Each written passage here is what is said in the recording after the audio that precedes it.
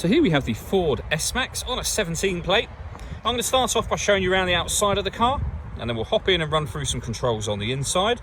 But from the outside, you can see it's a 5-door car with alloy wheels and tinted windows.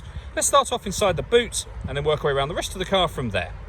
The tailgate on this car will open electronically. You can do that by using the key or the button on the tailgate itself.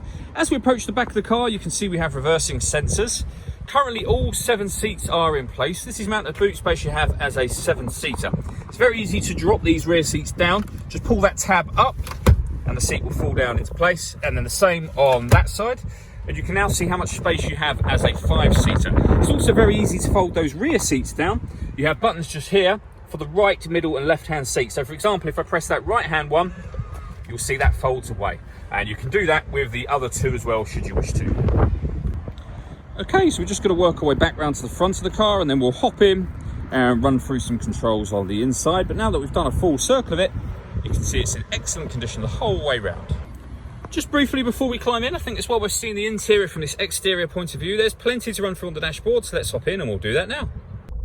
Okay, now that we're inside the car, we're going to start with the dials. On the left-hand side, we have the rev counter, and on the right-hand side, the speedometer and fuel gauge. In the middle, you can see the total miles of the car, which are 14,860. Beneath that, it will show you what gear this automatic car is currently in, so we're in P for park at the moment. And above that, we have a digital readout for the speedometer currently. I say currently because you can change the information displayed here and here using buttons on the steering wheel. So in that middle section, you can have the entertainment, so the radio station or music you're listening to. You can have your navigation, your phone, or that digital readout for the speedometer. And then on the left, you can have trip computers, you can have fuel economy information if you wish to, driver assist, so it will give you informations, driver alerts, etc. Whatever you want up there, you can have there permanently. And to do that, you use these buttons for that left-hand display and these ones for the central. Over on the left there, we've also got cruise control and speed limiter, and on the right-hand side, stereo controls and phone controls, including voice activation. You can only use the phone controls after such time as you paired the phone up, and that is done by hitting connect to phone and then pair phone. Search for your vehicle on your device and select it once it is found. And then just follow those instructions on screen from there. This car's also got satellite navigation. There's a full video that shows how this works on both our website and also on our YouTube channel. Both of which are well worth checking out if you have the time. And then just here, we have got the various different ways in which you can listen to music. So we have AM, FM and DAB radio.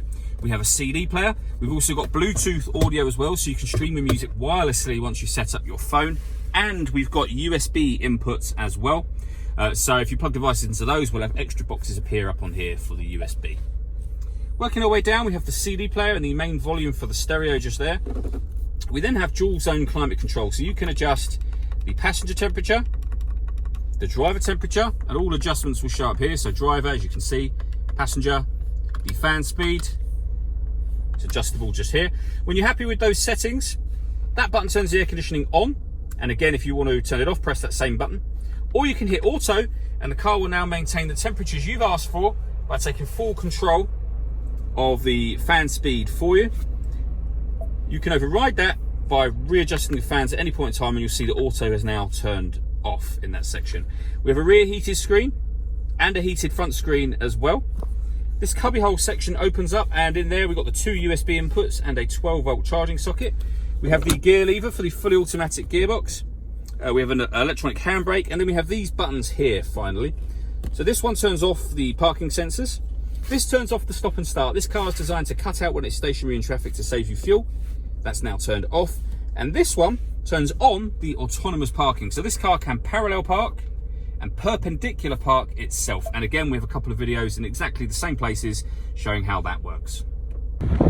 All that leaves me to say is thank you for taking the time to watch this video. If you'd like to come and see the car in person and have a test drive, please feel free to call any of our MJA sites. We'd love to hear from you soon.